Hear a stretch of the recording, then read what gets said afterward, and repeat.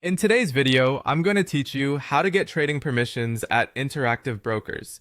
By the end, you'll know exactly where to go in the client portal, what to select, and what to expect during approval, so you can start trading the products you're interested in. First, log into the client portal and head to the home dashboard. Open the positions view. This puts you in the right spot to access your account tools. From here, look for the trade button near the top of the page and click it.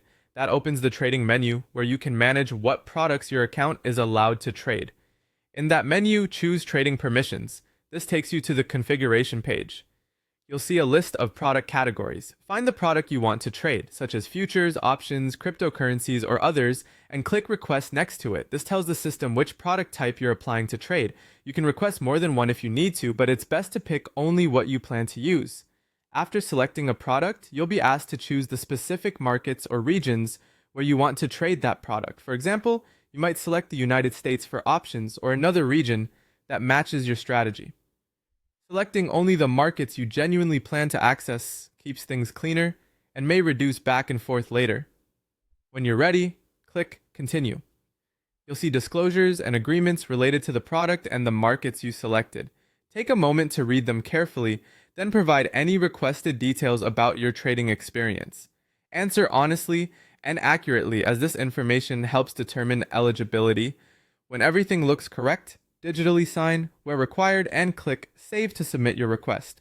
A few important considerations before you wrap up. Not all permissions are available to every account. For example, certain categories like US penny stocks may not appear if your account doesn't meet internal qualifications and the exact criteria aren't publicly disclosed. Approval typically takes about 24 to 48 hours, though it can vary. Some products, including cryptocurrencies and Forex, require a margin account, so make sure your account type supports them if that's your goal. Also, completing educational modules is helpful for learning, but it does not grant trading permissions on its own. It simply reflects that you use the educational materials.